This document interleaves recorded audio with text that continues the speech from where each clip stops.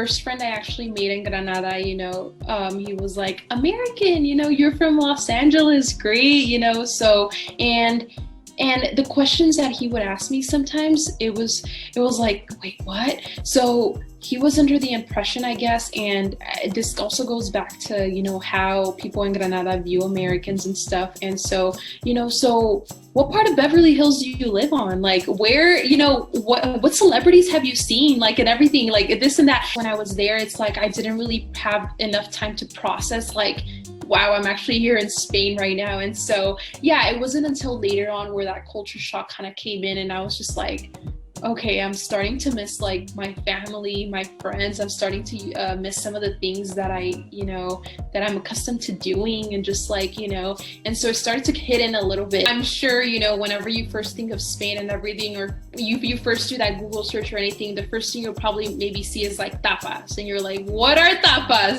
So tapas are literally like appetizers. If I can describe it in one way, it's literally like a free appetizer that you get.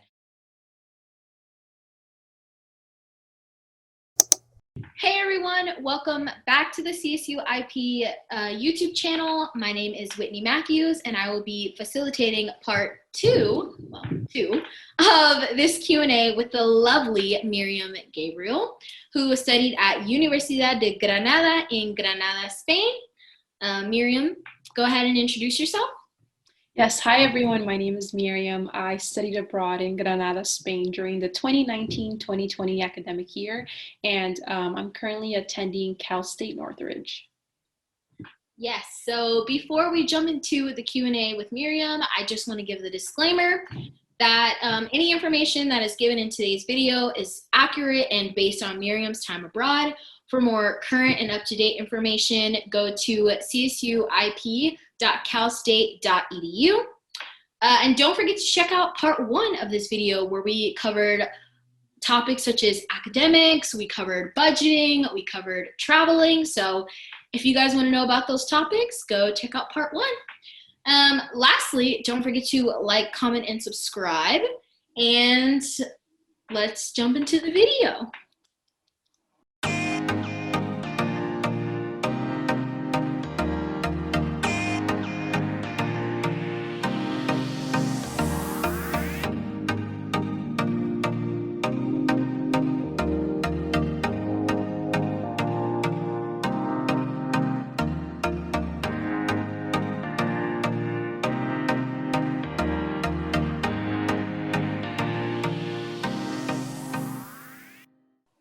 So, Miriam, we are back for part two. Are you ready? Yes, let's do it.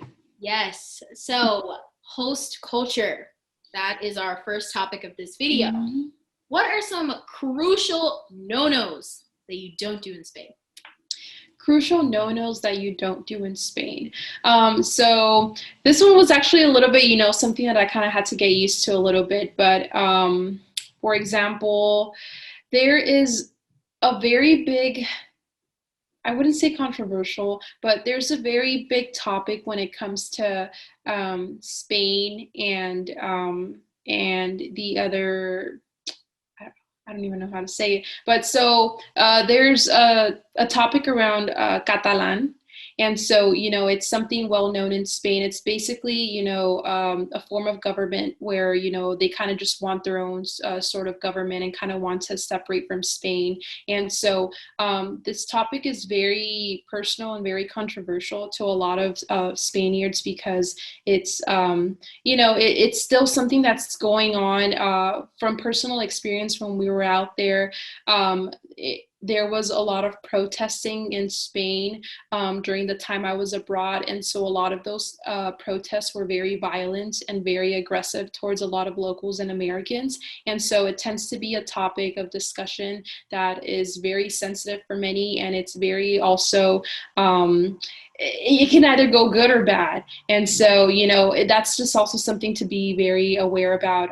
In Spain, you also kind of see the Catalan flag all around too. So it's kind of just like people kind of making a note, like, where their political views kind of stand and everything. And so, something to kind of just be informed about as well, because it is something that you do kind of see around, and it's just also kind of important to exactly know what it is, because I know for me, I wasn't really aware of like the whole issue, and it wasn't until I asked a professor like what exactly is going on here, and he kind of like explained it to me, and it was just like, oh, okay. And so yeah, that was just something kind of important to kind of just mention as well. Also, I think when we kind of think of Spain, sometimes, we think of bull rides and flamenco and everything. But a lot of the time, people don't like to kind of be perceived as like this culture that's just that. And so a lot of my interactions, for example, it was around some of those topics where like, they didn't want to just see as a place that's just like, bullfighting and, flamenco and stuff. It's way more than that. And to be able to understand it, it's like, you kind of need to be able to interact with the locals and hear like their perspectives and stuff, and not just see it as like a place that's just known for this and that, because that's not really the case. And so I also had to kind of find out about that, um, just by interacting more with some of the locals and everything. Also, religion's very, very big in Spain, specifically, uh,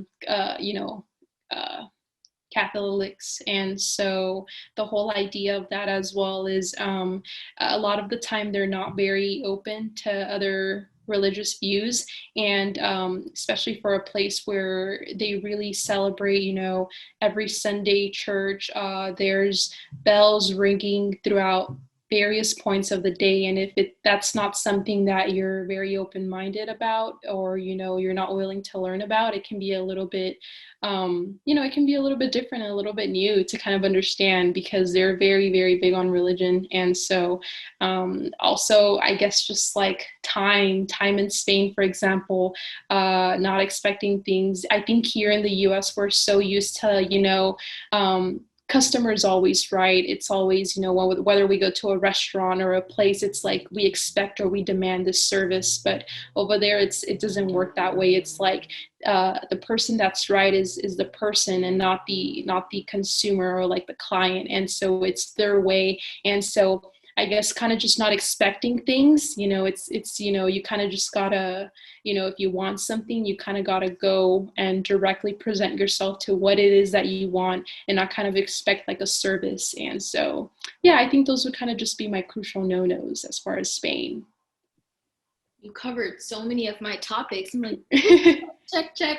But one thing I do want to talk about, or is there a certain way that you should dress that maybe you should dress a little more conservative or not, or kind of how do they dress in Spain?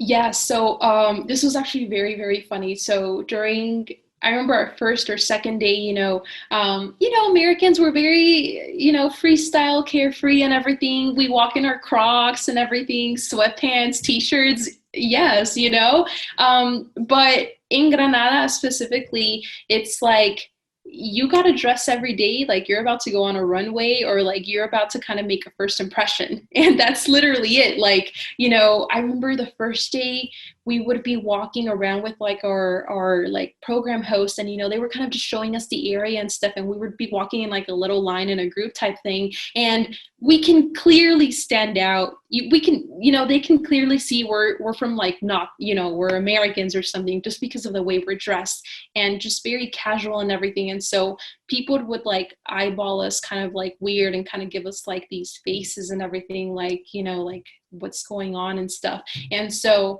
as kind of time went by, that was one of the things we started to notice. It's like, they will stare you down if you're not dressed appropriately. And so for them, it's like, it's not necessarily like,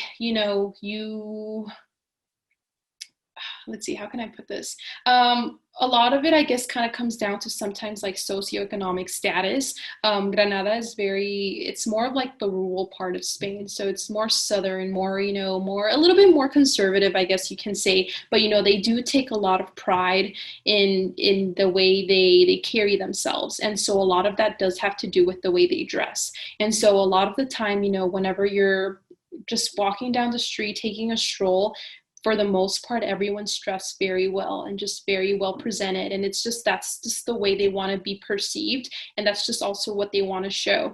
And so it's kind of also also a form of respect, I guess you can say. It's like, kind of addressing the same thing back. And so when they kind of see you, kind of just like dress down a little bit, like, you will expect some of those stare downs and kind of just some of those side eye views from them, because for them, again, it is, I felt like, for me at least, the way I kind of saw it, it was kind of like a form of respect. It was like, if I want to have an interaction with you, like, yes, but like, I also want you to give me that same interaction back, but like also with the way you're dressed and everything.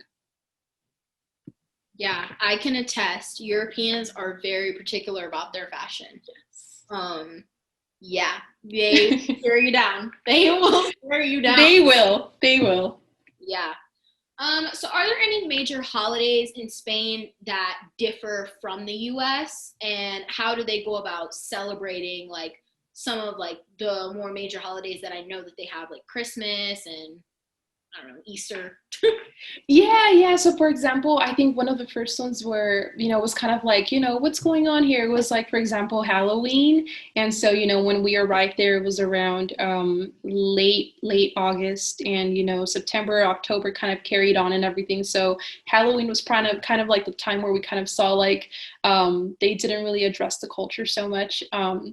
If anything, the like, kids were kind of just stressed. They kind of just have the option of either being like witches or like I think just witches is all I saw, or like ghosts, and it's just kind of like it's more of an American thing, and so they don't really relate like all that into their culture, and so yeah, when it came to Halloween, I remember some of us wanted to dress up and everything. We couldn't really find anything or any stores about where they had costumes or anything like that, and so and then as the months kind of rolled in, Thanksgiving, for example, sometimes we take a lot of pleasure in just kind of being around our family around a table and just kind of having a dinner.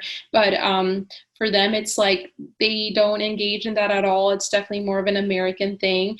It was actually very nice that our host country, our host, kind of saw that, maybe we were missing a little bit of home. And so they actually arranged a nice Thanksgiving dinner for us to kind of just, yeah, it was so nice. It was just like, we understand that kind of coming into a new country can feel very, like it's a new experience for sure. So they prepared like this whole meal for us, but, they kind of also addressed that this isn't something that we do like with our families, because we do it every day. We sit down with our families every day, and no matter the time of day or no matter what's going on, we always make it a point to spend time. So for us, it's not just one day out of the year, it's every day and various times throughout the day. So and so as time kind of went by, Thanksgiving, Christmas too, Christmas is also kind of like over there they actually celebrate, it's called Dia de los Reyes Magos, and so that's more in January. And so a lot of it, again, that also comes back to, to religion and everything. So kind of Christmas is also kind of just like skewed away, not a lot of importance. And so it's until Dia de los Reyes Magos where children kind of receive gifts. And as far as like gift giving goes, it's nothing very big as far as like materialistic stuff. It's very, very small things that are more like handmade or more like, are, yeah, more local things that can be bought, and not so much emphasis on like the materialism aspect of things. And so yeah, that was very, very different to experience for sure. And again, it kind of just goes back to just being very open-minded of other cultures and traditions and everything. That's so sweet that they value more quality over quantity. I feel like Yes. in America sometimes we kind of have we kind of skew our view on the meaning of certain holidays, but that's all Yes. about that one. So I know you talked about when you guys first got there, they were looking at you just, and they knew you were American just the way that you were dressed, but how did they in Granada perceive Americans in general, not just based on the way that you were dressed? Or is that kind of the main way that they tell you guys apart?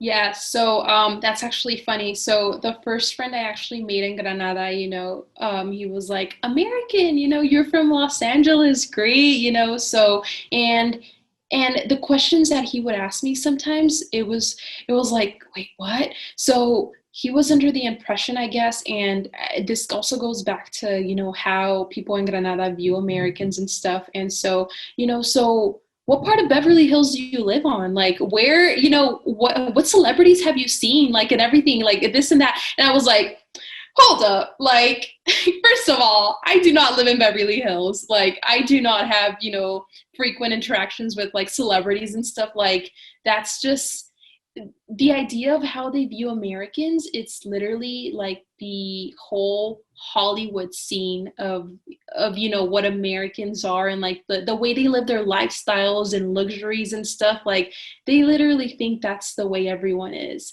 And it's like, I remember even going to like when I actually landed in the Universidad de Granada, and so I actually had to take kind of like this physical education class with some of the other Spanish students. And a lot of it was interactions about just in general stuff. And a lot of them, during the time, they were like, you're not from here, huh? And I was like, no. And like, oh, where are you from? I'm like, LA. Oh my gosh, you're from LA?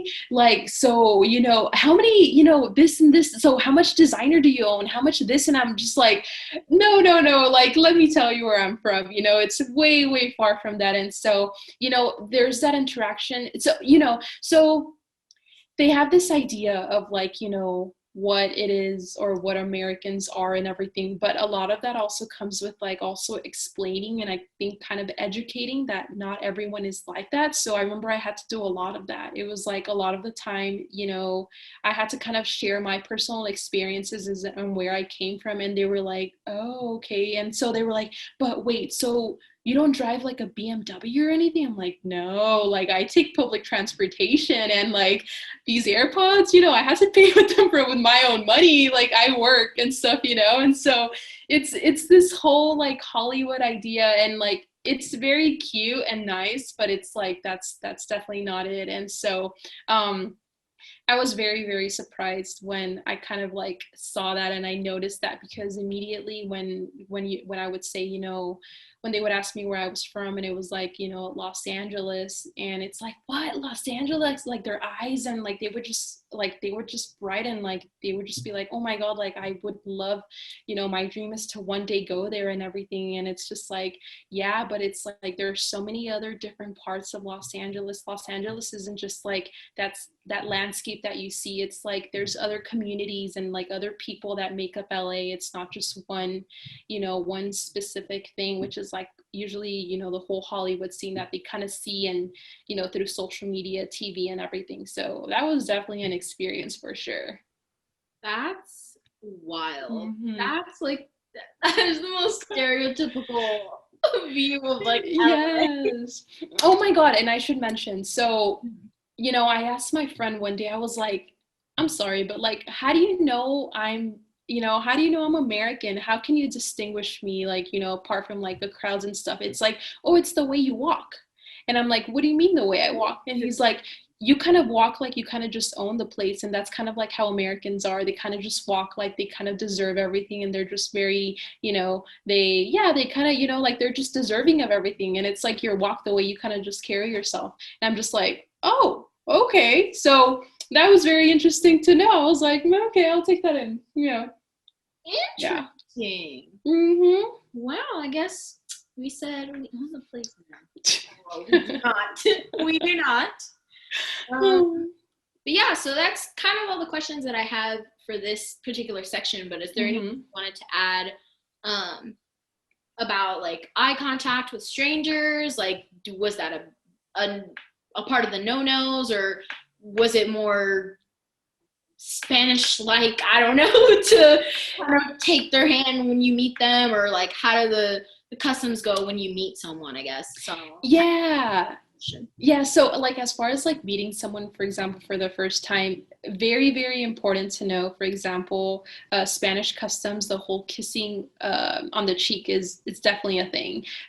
For me, for example, I'm very, I respect my personal space, and I like my personal space. And like, for example, even when it comes to hugs, like I'm not much of a hugger. I'm very, if I want to hug someone, like sure, but but here it's like immediately you meet someone for the first time, and it's like, a kiss to the left first and then to the right. And so that's just like automatically. And it can be anyone you know, any gender, any age, anything. And so you kind of just got to be ready to do that. And so yeah, if you're not kind of like open-minded to that, it can feel very, very awkward at first. But it's also, you know, for me, I would always remember, okay, I have to kind of just always left, always wait, because if I do go to the right, like no. So and yeah, they don't really shake hands. It's more of like the whole kissing thing. And also eye contact, you know, sometimes here it's like whenever we see someone, you know, do something kind of funny, it's like, you know, avoid contact, don't look. But over there it's like no, like if they'll stare you down, or they'll like look at you if like they see something's off, or like if they're just kind of curious about something. It's like eye contact is not a bad thing over there. It's like they'll continue to stare, or like they'll be, you know, they'll kind of like throw in a comment if they're wondering about something or what's going on. Like they're not afraid to kind of be open-minded or outspoken about it, and you know, they'll address it because they want to know like what's going on. But yeah, as far as like those little things, when it comes to meeting someone for the first time. Oh, and also addressing them always in first person, not in third person. So for example, you know, in like the Mexican culture, usually when we address like our elderly, we talk about like usted, or you know, we say like little things like that to be polite. But you know, with them, actually they actually take that a little bit offensively, especially even with the elderly population. It's like, don't address me as usted. Like, I know I'm old, but you know, I'm not like dying or anything. Like, I'm still like, you know, I'm still Maria, or I'm still Jose. So address me as like first person. I actually got a lot of that because I mean, I'm very respectful when it comes to my elderly, you know, and I know like sometimes I really think about what words to use. And so I'm, you know, I feel like I'm a very polite person. So sometimes when I would address myself to like the elderly, I would be like, oh, like, you know, steady, and they would get mad at me. They're like, what, like I'm not this and everything, like say my name and stuff. And I'd be like, okay, like yeah. So yeah, that definitely took a little bit of time to get adjusted to, because it was just like I was just so used to like, you know, yeah, what we do in our culture and everything. And so it's like, okay, gotta remember this, gotta remember that and everything. So yeah. That is so funny. I would have never expected that. Yeah. Yeah, and when they get mad, they get upset. Like you see it in their face. And like for me, like I'm very sensitive with like people's facial expressions. So if I see like a sign of something, I'm like I want to cry. So it's just like, okay. Oof. Interesting. So the next topic that we'll kind of be jumping into is cultural adjustment and well-being. So, I don't know, did you or how do you go about going to the doctor in Spain, or do you know anyone that had to go? Did you yourself have to go? How does that process work? Yeah, so if there's one thing I can say about the European healthcare system, specifically in Spain, it's like it's amazing. It's number one. You know, one of the great things about Spain, for example, it's they have free healthcare for everyone. So no matter what, it's like it's free healthcare. So I actually didn't encounter many situations where I actually had to go to the hospital. But there was one instance where I was like, I think I'm just catching a cold and stuff. So let me just go check this out, because it was like a cold that I had been feeling symptoms of, just like my throat was just agitated, runny nose for like a month. So I was like, let me just go check it out. And it was just like the insurance that we had through our program, it was amazing. I mean, as soon as you got there, it was like, you know, what it is that you're here for today, take you in immediately. They kind of like sit you down and kind of talk to you about like what it is you're feeling. And then you're actually directed to a doctor afterwards, where you actually talk and see what's going on. It's very, very personable. And so, yeah, and it's just like, you know, their care, it's just so attentive and everything. And it's like, they're not just trying to get someone in and out as it usually is here. It's like, what's going on? And it's like, they're not immediate to like go strictly to like to prescribe something like a medication. It's like, maybe we can go here, maybe you could take some tea, maybe you could do this instead. And like, if you're still not feeling well, we'll go ahead and give you the medication. It's like, you know, that process. And with that, I actually did an internship at one of the local hospitals in Granada. And so it was more of the private hospital, but, this was actually the course that it actually focused on, the differences between the US healthcare system and the Spain healthcare system. And so throughout my internship, I was able to observe every department that they had in the hospital, from radiology to, pediatricians to, to physical therapy. And so I really got to see, how it is that they work. And yeah, I was just so amazed, because it's like, a lot of the time back here, it's like prescription drugs and everything. And it's just like one person in, one person out. And it's like over there, it's just like, let's kind of figure out what's going on. And so I really think that kind of just made a difference, as far as like maybe one of us wasn't feeling well or anything like that, so we were most likely to just approach the hospital more calm and more easy, and just feel more relaxed about the whole process, especially being in a new country, because that's one of the things that can feel very difficult at times. It's like, if I get sick, like, what do I do? Like, am I going to be treated the same as I am here? Like, what's going to happen? And so I was very thankful for that, because that whole experience was definitely very, very positive. And I mean, they even had like, if you weren't feeling well, they actually had a little like hotline number that we can call, and we would get a taxi, pick us up and take us to the hospital. And it was just like, so like, let's make sure you're okay, like, and we'll take you here and drive you back. And it was free of charge. Like, when I was back there, I had been experiencing like very heavy backache pain. So I was able to see like a physical therapist, like a chiropractor, that was covered for free. And it was just like amazing, because like, when in the US would I be able to do that, like be able to see a chiropractor for the most part? It was just like, it was very nice. It was rewarding. I definitely didn't want to leave for that reason. It was just like healthcare, like.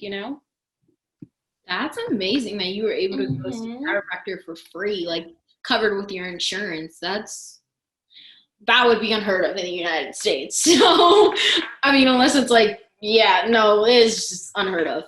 Um, wow, I'm honestly just speechless, like just marinating on that. So this next bit kind of touches into the mental health video that we did with you a little Mm-hmm. while back. So if you guys want to check that video out, it'll be in the description bar. What is it called? The down bar. And I'll also put an iCard on one of the sides. But so did you experience any feelings of depression or loneliness? And if you did, how did you overcome them? Yeah. So for me, when it came to like the actual culture shock of everything, it didn't hit me honestly until it was around December, where, everyone started to travel. Everyone kind of just had that time off, because, as soon as we got there, it was like, one thing after another. And so, I'm very accustomed to that here in the US. It's like my little to-do list and everything. And so that's what it kind of felt. So I guess when I was there, it's like I didn't really have enough time to process, like, wow, I'm actually here in Spain right now. And so, yeah, it wasn't until later on where that culture shock kind of came in, and I was just like, okay, I'm starting to miss like my family, my friends. I'm starting to miss some of the things that that I'm accustomed to doing, and just like, and so it started to hit in a little bit. And so, I, during those times, that's when I started kind of like, messaging, reaching out to like my mom a little bit more. One of the things I didn't really consider a lot was the time zone thing. I know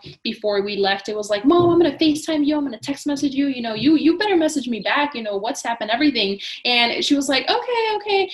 But when we were actually over there, it's like the whole time zone thing kind of just got out of my head. Like, I completely forgot about it. So, sometimes I would message her like, hey, how's it going? Like, I went to a trip this week, like, here's some pictures and stuff. And she wouldn't reply back until like a week later or something. And it was just like, the whole time it was like gone. And I was just like, okay. And so, it was kind of the same thing too with a lot of my other personal interactions. It's like reaching out to friends. It's like, I kind of just forgot about the whole time zone thing. It's like, we're 9 hours ahead. And so it's like, when you're reaching out to people, you got to be respectful and mindful of their time. And so a lot of the time I kind of just felt like, okay, people are doing their thing and everything. So I kind of just got to deal with it myself. So, that's where I kind of just started going more to the gym, spending more time there, just like hiking and just like going on walks and everything. One of the things I did know though, it was like I did have access to see a psychologist, and it's something that I wish I would have taken advantage of, especially during that December time, when we had our break, because just kind of be able to talk to someone about like what it is that I'm feeling and everything, and like how to go about it. Prior to just studying abroad, I was actually seeing a psychologist beforehand, because it all went back to like never being on a plane. I kind of experienced a little bit of claustrophobia, and so and I was just very hesitant and very anxious that I wouldn't be able to do this whole study abroad experience, because I was so scared about that plane ride.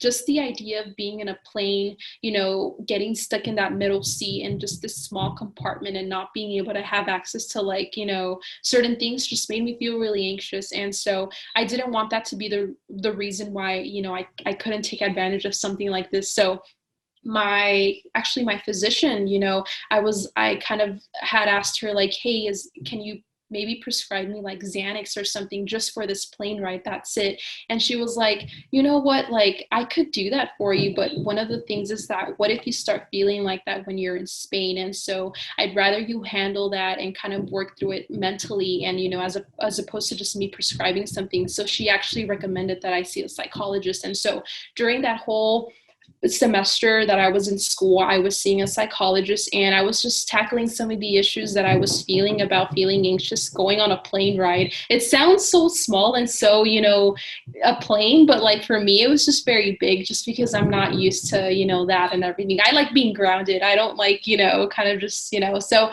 that really helped a lot. And so I wish I would have definitely done that when I was in Spain too, because I know some of my other friends definitely did take advantage of that, and it was very, very helpful for them. And I think I was just kind of, I guess, maybe feeling guilty that I had already seen a psychologist back home, so I should have be okay when I'm here and be able to handle that. And so I think a lot of it was just my pride getting in the way too. But if it were me again, I would have definitely reached out, because I had reached out to a chiropractor, so why not a psychologist, And so, it was just like those little things that kind of would have gone a long way for me. Yeah, I think it's so important that I really want to stress to the viewers that you have to take care of your mental health just like you take care of your physical health. Exactly. That's so important to succeeding during your time abroad. You can't forget about that. So I'm happy that you listened to and you went to go see a psychologist, and you took care of you. Yeah. So I know you kind of touched on this a little bit, but I want to kind of go back. So in terms of communicating with home, I heard you say that you use WhatsApp, but did you use any other form of communication? Did you use FaceTime? We didn't really have Zoom. Zoom wasn't that big back then. But did you use Skype? What form did you communicate with home? Yeah, honestly, it was all WhatsApp, because so to my surprise, I guess like once you kind of like land somewhere internationally, and for example, if you're like an iPhone user, you no longer really have access to like Messenger or FaceTime, because it's like it's more of like a US thing, and so it's like the phone kind of automatically recognizes it. So if you want to use that, you just have to be able to pay extra charge for it. And so I was like, I'm not going to pay extra charge. Like WhatsApp is fine. I just have to let everyone know that I'm switching my number, and the only way you can access me is through WhatsApp and everything. So all my FaceTime calls and everything were through WhatsApp, and all my messaging was through WhatsApp. But again, it was just like the whole time zone thing. It's kind of taking that into consideration and stuff. And I did purchase Skype credit though, like for certain calls. I know when I was over there, I was having such a hard time getting my mobile carrier to like realize that like I'm staying in a whole other country for a year, and so I need them to not charge me. And so I had to do so many calls with T-Mobile about that. And so obviously I no longer had access to like my regular like service, so I had to kind of like use Skype a lot and kind of just communicate some of those things back with the US. But for the most part, I kind of like settled a lot of that stuff before leaving, so I didn't have to deal with it so much. But for the mostly WhatsApp was very, very useful throughout my whole time there. Yeah, WhatsApp was it was amazing. I loved it. So to finish out this particular section, can you talk a little bit about safety concerns or any tips that you have to stay safe while in Granada? If I'm being honest, one of my favorite parts about Granada was the whole safety issue. As a female, in her 20s and stuff, like that went a long way for me, because it's like I've never felt the most safe as I did when I was in Granada, and literally, being able to walk around alone really late at night and everything, was always also very emphasized by a lot of our hosts. They were like, Granada is actually one of the safest cities in Spain. I think it's like the number two, or like close to number one cities in Spain, especially for women, where like, you can feel okay. There's not so much crime or anything like that. And I can definitely attest to that, because during my time there, I don't think I ever saw or heard like any police vehicles and like, rushing over to something for like some immediate reason. I never even saw a plane or anything. I think I saw a jet once during my whole time there. But like, as far as like, policemen and everything, the whole time I would see them like interact with people, it was because they were kind of just like, standing at the local plaza and like giving directions to people, but it was never like anything, for any other reasons. And so that really spoke a lot. And I felt it just like living there too, But obviously, I mean, just like anyone, kind of just being very vigilant about, your surroundings and everything, of course.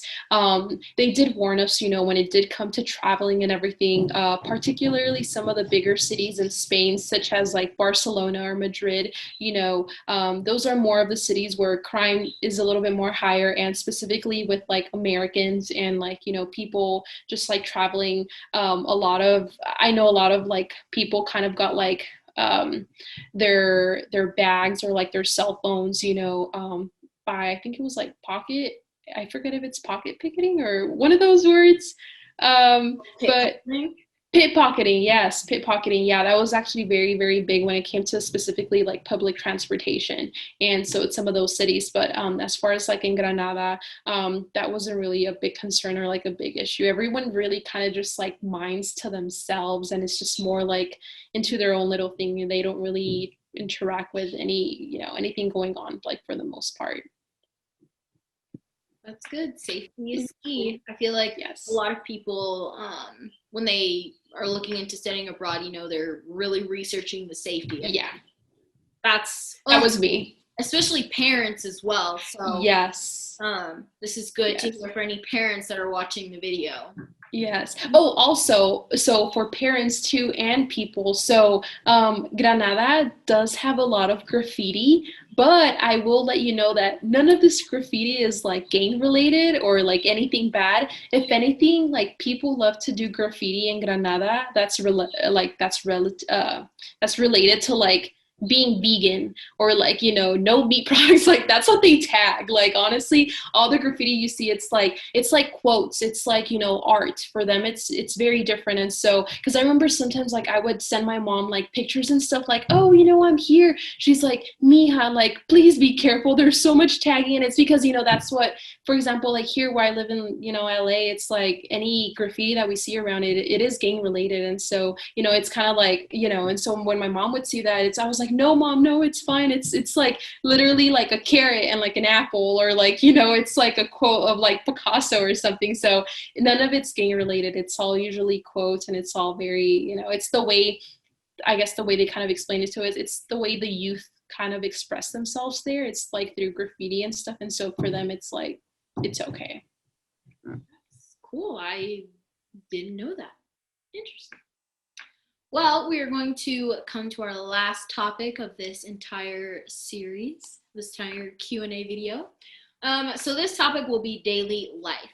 So to start off, I want you to talk a little bit about weather and clothing. This kind of touches back to the traveling portion that we had in the first video in terms of packing. But just kind of talk about like, does it get cold? What should people kind of bring to stay warm, stay cool. That's what I was looking for. Anyway, go ahead.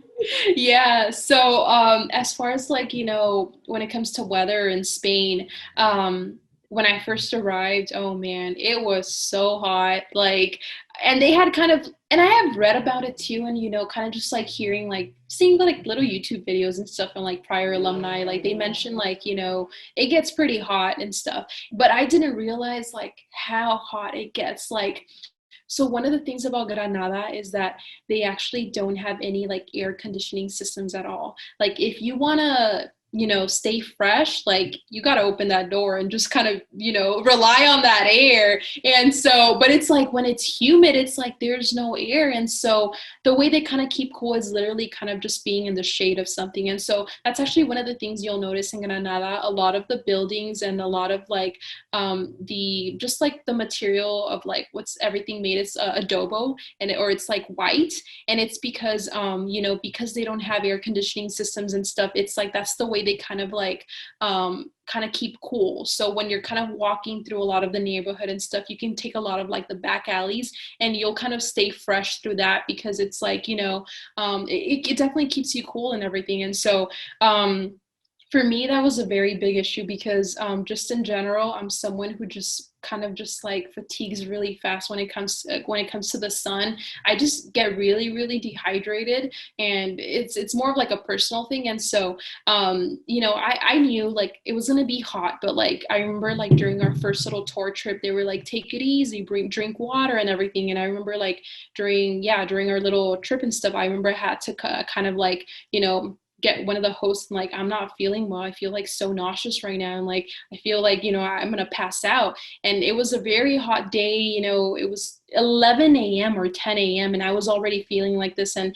they kind of gave me like a Gatorade and everything, and like it took me a few days for my body to kind of get used to this. And that's actually another thing I'll mention too. It's like definitely allow your body to kind of just adapt. And so it's definitely doing that, like physiologically, it's like it's adapting, from wherever you're coming from to like this new place. For me, it was like I experienced a lot of like nausea and a lot of like tiredness and like just low energy. And so it was very hard in the beginning because it was like, what's going on? Like, but I don't know. I kind of just knew like this was kind of like it, just from like, from like my major and stuff. And so it was just like me just having to adapt. And so as soon as that happened, it was kind of like over with and stuff. So, but yeah, so as far as like weather, I definitely experienced, a lot of like that heat and everything. So light clothing definitely was a great go-to, which was something I packed a lot of, just like my 2 pairs of shorts and like, very light linen clothes is what they also wear a lot over there too.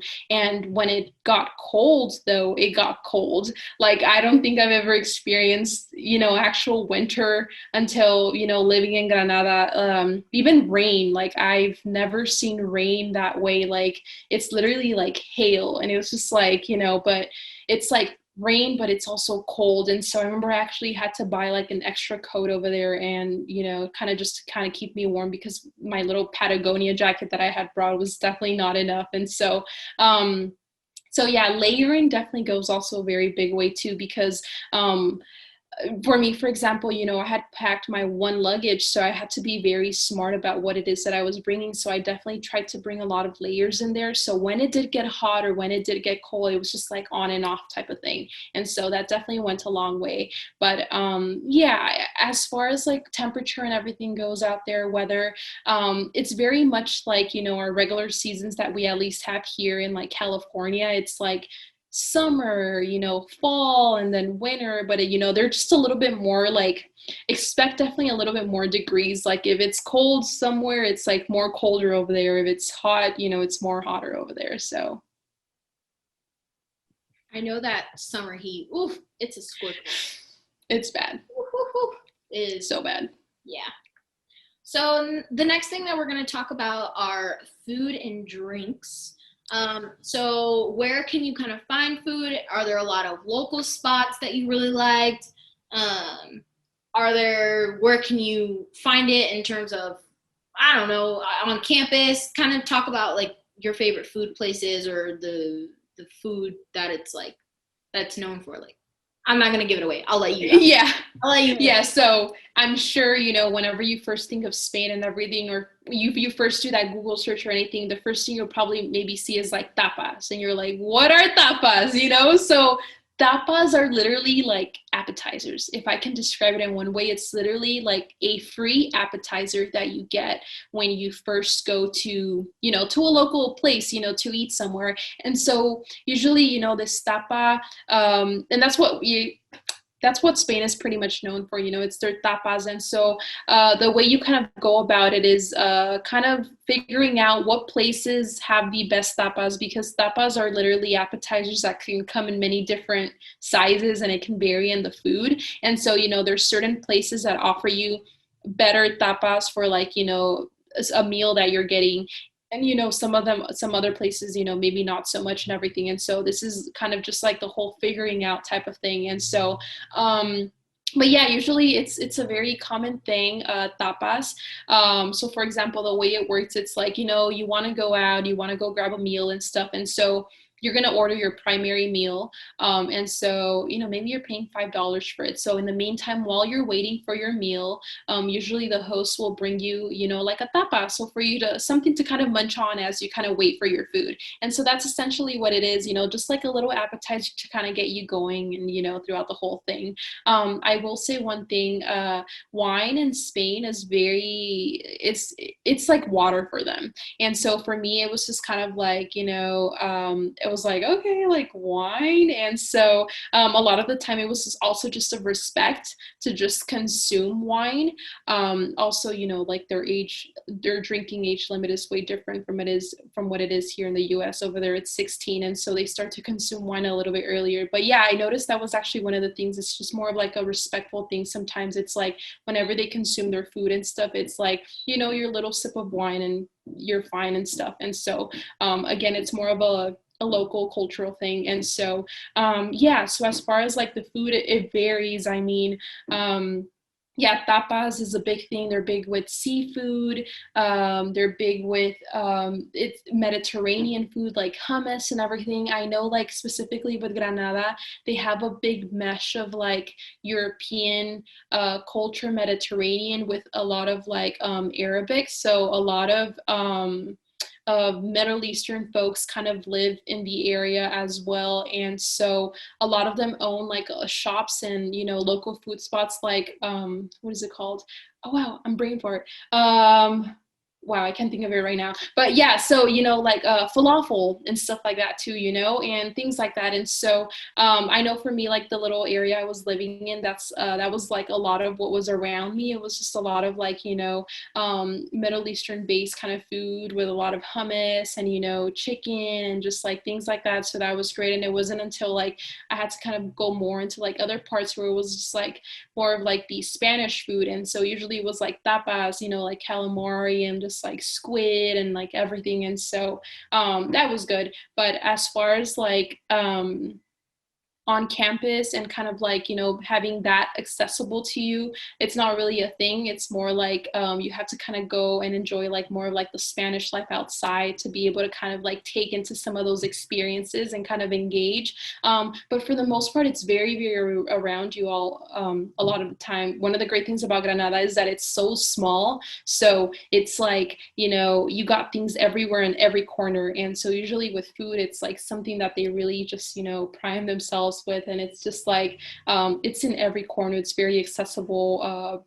Bread, baked goods, and everything is also a big thing. Coffee, it's, oh my God, these folks love their coffee. And don't take their coffee also if you're a coffee drinker, for example, because I know I'm not. It's like, a shot of espresso here, it's like over there, a shot of espresso, it's like 9 shots of espresso. So like, I know a lot of my friends, for example, when they had coffee for the first time, they were like, it just like, spiked. They were just like, what's going on? Like, it was just like, their coffee is just so to the core where it's just a whole other ball game, And so yeah, that's what I can kind of say about food and stuff. That's probably the best part. Yeah, the food part. I can attest. I visited their food, chef's kiss. Yes. So talk a little bit about local transportation. How do you use it? How do you get around the city? Do you walk? Do you even use transportation? Hmm.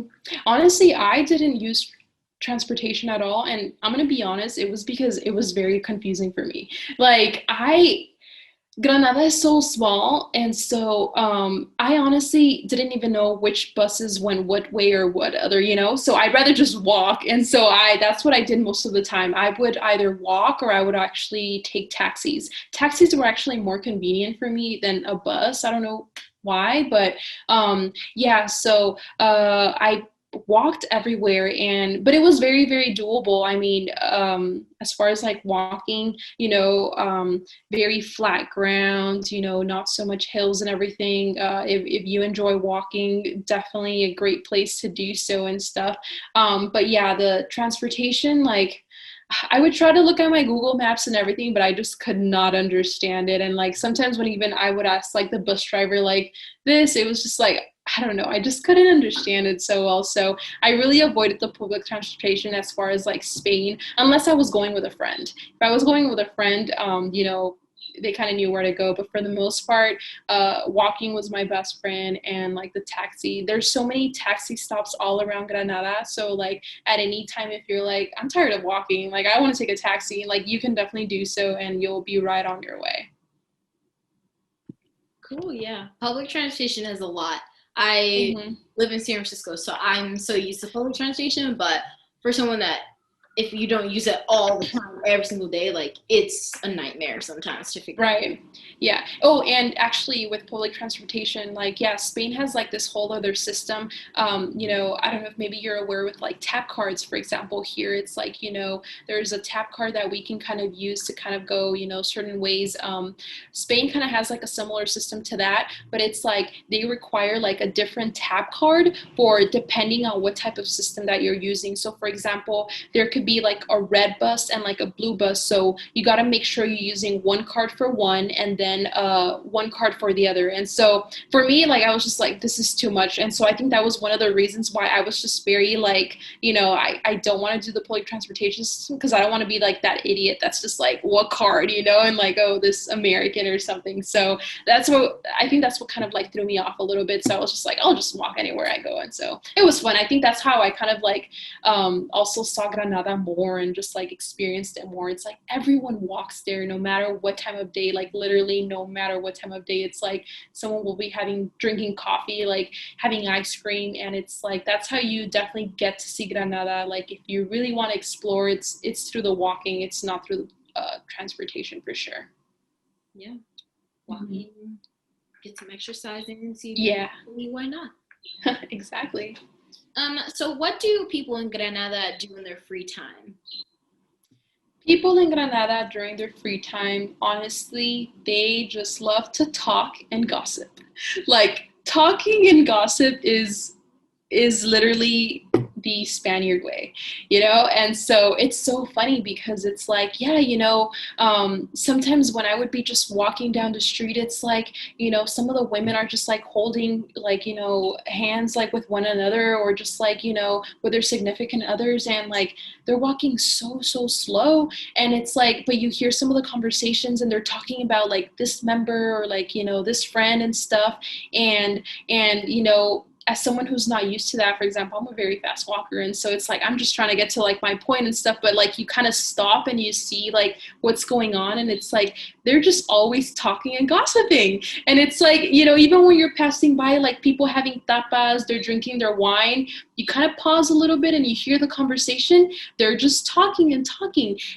And I think, it's great, because I feel like for us, it's like we're always on our phone, we're always looking down. And it's like, if anything, we avoid conversation. We avoid like face to face conversation. We'd rather email or like, go through social media and stuff. It's like anything to like avoid, the personal, face-to-face interaction. And so this was really funny for me because like at first, you know, it was like, yes, like I hear gossip and stuff, but it's like, you know, they'd rather interact with people as opposed to, you know, or they'd be, you know, like whenever they were talking to someone, it's like they did have that person they were talking about, like, and they'd rather direct it like right in their face as opposed to kind of go behind their back or something, you know. It's just like those interactions face to face.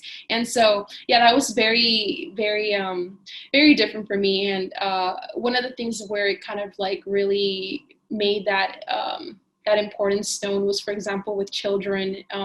You know, a lot of the time whenever I would see the children in either like strollers or like, you know, kind of like hand in hand by the parents, it was like never once did I see a device on them or like an iPad in front of them. It was always, you know, they would be playing with like a little piece of paper or like a little ball or something, some kind of random little thing. And it's like never was it an iPad or some kind of electronic device. It was always either the parent addressing them in a very adult manner and just talking to them as like they were adults too, but never, you know, never in an electronic device. And so I think that just speaks a lot about what that Spanish culture is. You know, it's always, they rather have these interactions with you. They rather talk. They want to know, you know, what's going on. And, you know, they want to do it on a personal basis. They want to get to know you. And so, yeah. That's so like, oh, that's so precious. That's like Yeah. one of the things I miss most about France. Like people actually care about you. They don't just Yes. pass you by. So Exactly. Yes. It's like, hi, good morning, you know, like conversation. Yeah. yeah. Mm-hmm. So to end out this video, our last topic, we have made it. Talk a little bit about your housing. I know you talked about it in the first video, but kind of talk about how you go about finding housing in Granada. Talk about if you lived with Americans, did you live with CSUIP cohorts? Did you have a host family? Let's dive into all things housing. Yeah, so housing was actually one of the things I was most anxious about because, you know, getting accepted to the program, it was like, you know, the first 2 weeks you're going to be in a hotel and it's something that we're going to provide for you. But then after that, you got to find your own place. And it was just like, what do you mean find my own place? You know, like, how am I going to do that? And so, you know, when we got there, it was just like you know, our host leaders, you know, they gave us resources like, you know, well, typically, you know, in Spain, people look into, you know, this side and everything. And so maybe you can go about that too. And so, or flyers throughout the street and everything. And so, yeah, that's how we kind of went about like looking for our places and stuff. And so for me in the beginning, that's how I kind of went about it too, you know, kind of just going about filtering through applications or like websites about like my budget and like my amenities that I wanted and stuff.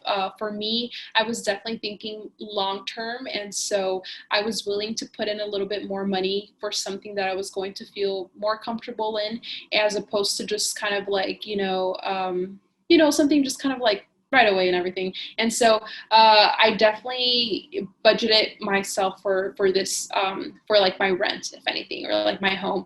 And so, yeah, so at the end, I actually ended up staying with other CSUIP friends. And so it worked out really well, you know, because, you know, we all kind of wanted that same type of space, and, you know, the way we interacted and everything worked very well. And so it all worked very well in the long run and everything. And so, you know, when it came to paying rent, it was like everything was usually included, electricity, gas, you know, everything was just one payment that you had to kind of do throughout the whole time. And one of the big things about Spain is the heat. So they really tell you, you know, when it's winter, like it's winter in Spain, like it gets very, very cold. So there's people that actually may not have access to like electronic heaters that can kind of like, you know, heat up the whole place. And then there's other people who actually have to get like gas tanks to actually warm up their water and like kind of just have more of like warmer electricity throughout some of their, you know, some other daily things when winter does hit. So for me, that was actually another priority as well. It was like, I don't want to have to depend on like a gas tank, like what if it runs out and everything, because there's very timed days of when those gas tanks are delivered, and if you're not home, it's like you miss your gas tank for the month and you got no warm water. And so that was actually the case with a lot of our friends. Some of these people were, it's called like a calefacción, and so it's like they would pay for like those gas tanks and everything. So if someone would not be there, it was like they had no warm water, and so it would happen. And so for me, that was kind of important thing to kind of consider as well. And so as far as like the home stuff and everything, again, comfortability was just a big thing for me. So if I knew, if I'm going to be here for a year, I want to be comfortable, I want to be in my own space. And so for the most part, like all the rooms you're kind of renting are like individual rooms, so you will have your own room. If anything, you might be sharing a space with someone else, but for the most part, it's like when there's like a room for rent, it's like your own room pretty much. It's not like in the US where you're most likely sharing a room with someone else. And so it's your own room and stuff. Our place was furnished, so we pretty much had everything, so we didn't have to pay for like any little things ourselves. And so I don't know if maybe I'm like missing some stuff, but that's kind of like the whole home issue rent thing. It was very easy. One thing I would say is that during that whole thing, it can feel very rushed, because it's like, you only have a week to find a place, and it's like what? Like, what do you mean a week? But the resources like provided for you and everything, like they are there and they will be given to you by like your local hosts and stuff. And so I would say, because I remember the feeling, I was feeling very anxious about that whole, so I was like, I need to find something. And so I think maybe a lot of my other friends, maybe they felt that also overwhelming like time thing, which like they gotta find something, so they may have ended with a place that they didn't necessarily want or feel comfortable because of the whole time situation.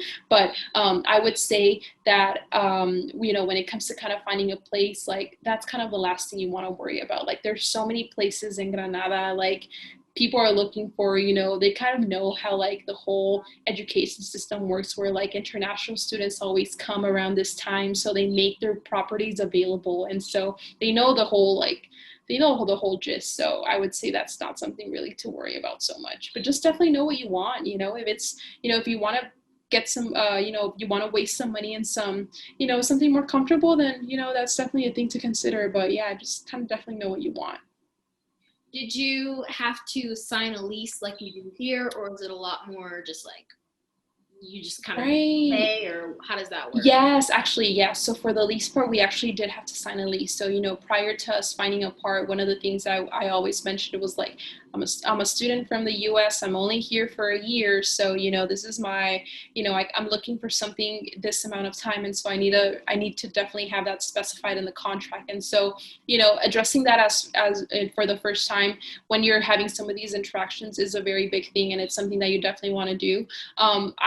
I don't think they do like 6 months or a month to month basis. For the most part, it was always like a year or so that they're kind of looking for. And so yeah, that was kind of like, the other thing, that was the other thing we kind of experienced. Yeah. For the most part, everything's kind of like a year thing that they're looking into, as far as like even bringing like a person into their building.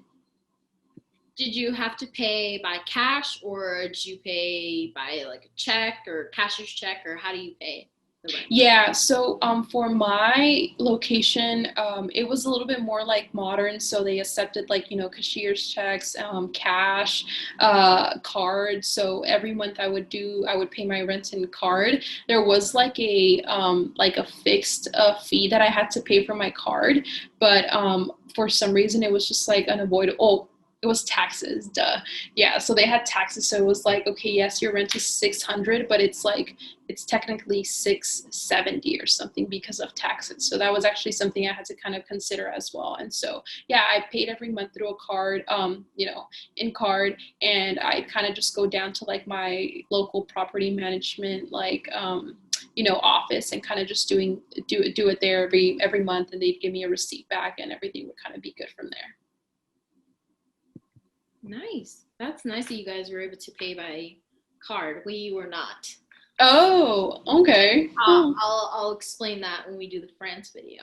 Yeah. Um, But that kind of brings us to the end. That's all the questions I have. Do you have any closing comments that you want viewers to know?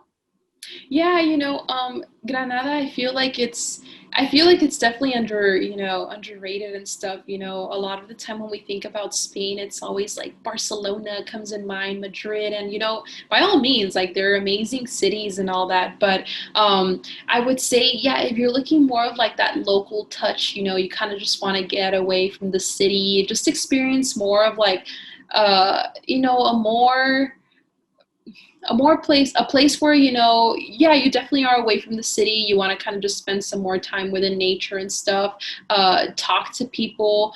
I would say to definitely consider Granada in those terms, but also to kind of just also do your research as well. And this kind of just goes for any place you're kind of thinking of studying abroad into. It's like also do your due diligence and like looking into the place that of your interest, and make little lists and stuff like that. I know for me it was just like I was between like Spain or Australia. And so one of the biggest things for me was like, I want a place that I'm not familiar with as far as like the culture and like the language. It's like, yes, I speak Spanish, but like how different is that to like speak Spanish just like with my mom or something, but to like actually speak Spanish on a daily basis. And so I knew with Australia it was just like English and stuff. And so, maybe I would have had some kind of impact, but maybe not as much as like, literally having a day in life of like being in Spain and like having to communicate every time through Spanish and everything. So just like little things like that I also considered, and then also just kind of like giving myself that time to just be more with myself and everything, and just like with my own thoughts, because I know sometimes living in the city sometimes can get a little bit like fuzzy, and like it's just so much noise and so much going on. And so I know for me, I wanted to also, this experience I wanted to bring me also just more of like learn how to relax and just kind of like live more in the moment. And I definitely think Granada taught me that very much, just to kind of just take things by day. And it's like life is not always a to-do list or like what's the next thing I have to do. It's also about taking in those moments that you have and just kind of like taking those moments in, kind of just like figuring it out and just like taking that time for yourself as well. Yes, the motto of Granada should just be let go, let flow. Yes. But thank you so much, Miriam, for being here and for answering all of our burning questions about Granada and sharing your experience. We really hope that this answered any of you guys' questions that you have about Granada. So don't forget to like this video and comment down below any questions that you guys have, and subscribe. And don't forget to also check out some of our other social media platforms such as Instagram, TikTok, Facebook, Twitter, and they're all at CSUIP. So big thank you again to Miriam for being here, and we'll see you guys in the next video. Bye.